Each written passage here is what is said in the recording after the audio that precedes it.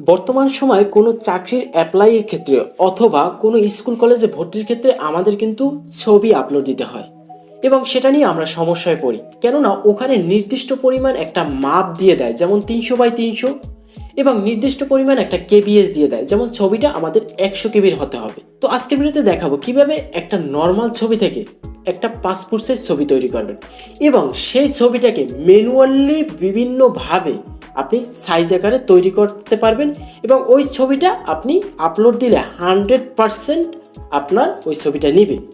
আর এই কাজগুলো কোনো কম্পিউটারের মাধ্যমে না, শুধুমাত্র এই মোবাইলের মাধ্যমেই করব। তো এই ভিডিওটাকে আমি 3টা পার্টে রাখছি। প্রথম পার্ট রয়েছে এডিটিং। তো এই পার্টে আমরা দেখব কিভাবে একটা নর্মাল ছবির ব্যাকগ্রাউন্ড পরিবর্তন করে একদম প্রফেশনালি একটা পাসপোর্ট সাইজ ছবি কিভাবে তৈরি করা হয়। সেক্ষেত্রে প্রথমে একটা ছবি সিলেকশন করতে হবে। সেক্ষেত্রে আমি গ্যালারিতে চলে যাব। গ্যালারিতে গিয়ে আমার একটা ছবি সিলেকশন করব। তো এখানে যে ছবিটা আপনি সিলেকশন করবেন সেই ছবিটার ঘাটটা যেন একটু সোজা থাকে এমন একটি ছবি সিলেকশন করতে হবে, যেন দেখতে ভালো দেখায়। তো আমি চাচ্ছি এই ছবিটা আমি এডিটিং করব। সেক্ষেত্রে সবাইয়ের মোবাইলে একটা ছোটোখাটো এডিটর থাকে, যেমন আমার মোবাইলে এখানে এডিট অপশন আছে। এডিট অপশনে গিয়ে আমি এই ছবিটাকে একটু ক্রপ করে নেব, কেননা এত বড় ছবি এডিট করে অযথা সময় নষ্ট করব না। তো এই ছবিটাকে আমি ক্রপ করে নিলাম। তো ক্রপ করার পরে এখানে দেখুন আমার ছবিটার ব্রাইটনেসটা একটু কম আছে, আমি চাচ্ছি একটু ব্রাইটনেসটা একটু বাড়িয়ে দিতে। বাড়িয়ে ফেলছি। এখন আমি এই ছবিটাকে সেভ করে ফেলবো। তো সেভ করার পরে এই ছবিটা আমার সেভ হয়ে যাবে। এখন আমাদের কাজ হচ্ছে সরাসরি চলে যাব ক্রোম ব্রাউজারে। তো ক্রোম ব্রাউজারে গিয়ে সার্চ দিতে হবে remove.bg। তো বানানটা একটু ভালোভাবে দেখে নিন। সার্চ দেওয়ার পরে প্রথম যে লিঙ্কটা আসবে এটার উপরে ক্লিক দিতে হবে। ক্লিক দেওয়ার সাথে সাথে এখানে একটা দেখুন আপলোড এসে গেছে। তো আমরা এই আপলোডের উপরে ক্লিক দেবো, সরাসরি গ্যালারিতে নিয়ে যাবে। এখান থেকে আমরা যে ছবিটাকে এডিটিং করছিলাম সেই ছবিটা সিলেকশন করে দেব, তারপর ডান দিয়ে দেব। সাথে সাথে এখানে আমাদের ছবিটা আপলোড হয়ে যাবে এবং অল্প সময়ের ভিতর আমাদের এই ছবিটার ব্যাকগ্রাউন্ড কিন্তু রিমুভ হয়ে যাবে এবং ক্লিন হয়ে যাবে। তো তারপর এখানে দেখুন উপরে আছে এডিট। তো আমরা এই এডিট অপশনে ক্লিক দেব। তো ক্লিক দেওয়ার পরে একটু নিচে আসবো। এখানে নিচে আসলে দেখুন যে কালার যে অপশনটা আছে, এখানে বিভিন্ন কালারের ব্যাকগ্রাউন্ড কিন্তু আমাদের দিয়ে দিয়েছে।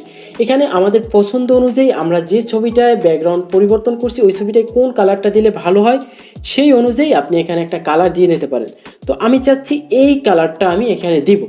তো এই কালারটা সিলেকশন করে উপরে দেখুন যে ডাউনলোড অপশন আছে, এখানে আমরা ক্লিক দেবো। তারপর এখানে ডাউনলোড অপশনে ক্লিক দেবো, সাথে সাথে আমাদের ছবিটা কিন্তু গ্যালারিতে চলে যাবে। দেখুন আমি এখানে গ্যালারিতে যাই। তো গ্যালারিতে গিয়ে দেখুন আমাদের ছবিটা এখানে ডাউনলোড ফাইলের ভিতরে ডাউনলোড হয়ে গেছে এবং একদম ব্যাকগ্রাউন্ড পরিবর্তন হয়ে গেছে।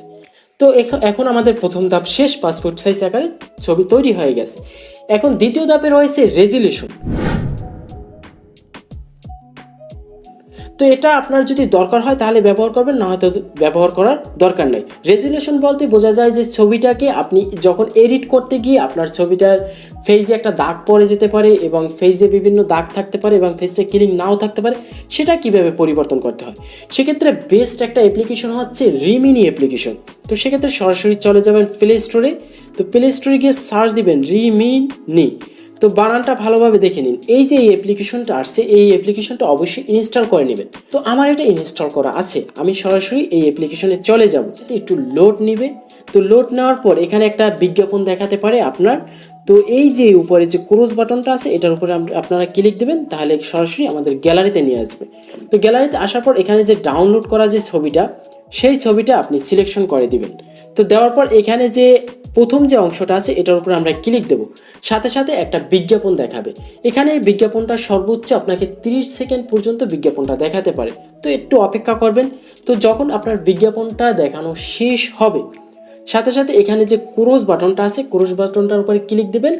আপনার ছবিটা দেখাবে যে আপনার ছবিটা তারা একদম ক্লিন করে দিছে। তো যদি আপনার পছন্দ হয় ছবিটা, এখানে সেভ অপশনটা আছে, এটার উপরে ক্লিক দিবেন, তারপর সেভ দিয়ে দেবেন।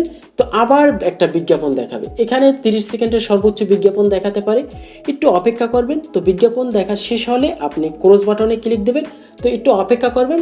অপেক্ষা করার সাথে সাথে আপনার ছবিটা কিন্তু গ্যালারিতে সেভ হয়ে যাবে। তো এখন আপনার ছবি তৈরি করা শেষ, রেজুলেশনও তৈরি করা শেষ। এখন আমরা দেখব ছবিটাকে কিভাবে ম্যানুয়ালভাবে বিভিন্ন সাইজে আমরা রূপান্তর করতে পারবো। তো বিভিন্ন সাইজে রূপান্তর করার জন্য আমরা একটা অ্যাপ্লিকেশন ব্যবহার করব। তো সেক্ষেত্রে আমরা সরাসরি চলে যাব প্লে স্টোরে। প্লে স্টোরে গিয়ে সার্চ দিব ফটো রিসাইজার।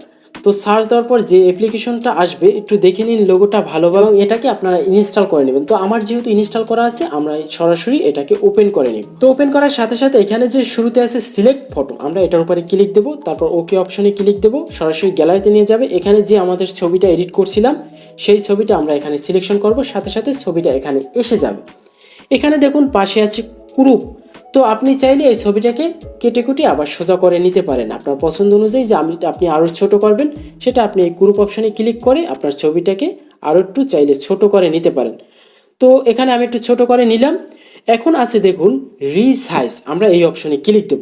তো এই অপশনে প্রথমে রয়েছে পার্সেন্টেজ, তো এটা আমাদের দেখার দরকার নাই। পরের অপশনে এখানেই আমরা সিলেকশন করব আমার ছবিটা কত মাপ দরকার। আমরা এখানে কাস্টম অপশনে ক্লিক দেব। এখানে আমাদের ছবিটা আমরা চাচ্ছি 300 করতে, তো সেক্ষেত্রে এখানেও 300 দেবো, এখানেও 300 দেবো। আর এখানে কিন্তু টিকমার্কটা আপনি দেবেন না, এখানে যদি টিকমার্ক থাকে সেটা কিন্তু উঠিয়ে দেবেন। তো উঠিয়ে দিয়ে আপনি ওকে দিয়ে দেবেন, তাহলে কিন্তু আমাদের ছবিটা রিসাইজ হয়ে যাবে। এখানে কিন্তু দুইটা অপশন দিয়েছে, প্রথম অপশনটায় দিবেন না, পরের অপশনটায় ক্লিক দিবেন, সাথে সাথে এই ছবিটা কিন্তু সাইজ হয়ে যাবে 300 সাইজ হয়ে যাবে। এখানে দেখুন লেখা আছে 300 সাইজ। এখন অনেক সময় দেখা যায় ছবি চাই 100 কেবির ভিতরে ছবি চাই, সেটা নিয়ে অনেক সমস্যায় পড়ে যায়। একইভাবে এখানে রিসাইজ অপশনে ক্লিক দেবেন, তারপর একটু নিচে আসবেন, এখানে আছে দেখুন ফাইল সাইজ। এখানে আপনি চাইলে কাস্টম অপশনে গিয়ে 100 কেবি অথবা 500 কেবি ম্যানুয়ালভাবে যে কোনো সাইজের এডিট করতে পারেন। তো আমি চাচ্ছি 100 কেবি রাখতে, ওকে দিয়ে দিলাম। এখানে একটু বিজ্ঞাপন দিতে পারে, তবে একটু অপেক্ষা করে বিজ্ঞাপনটা দেখবেন। সাথে সাথে এই ছবিটা কিন্তু 100 কেবিতে আমার গ্যালারিতে সেভ হয়ে যাবে। এখানে দেখুন নিচে আছে সে ইন রিসাইজ ফটো, এটার উপর যদি আমরা ক্লিক দিই তাহলে কিন্তু এই দেখুন ছবিটা দেখাচ্ছে 100 কেবি। তো এখন আমি সরাসরি গ্যালারিতে চলে যাই, দেখুন এখানে আছে ফটো রিসাইজার, এই অপশনে ক্লিক দিই।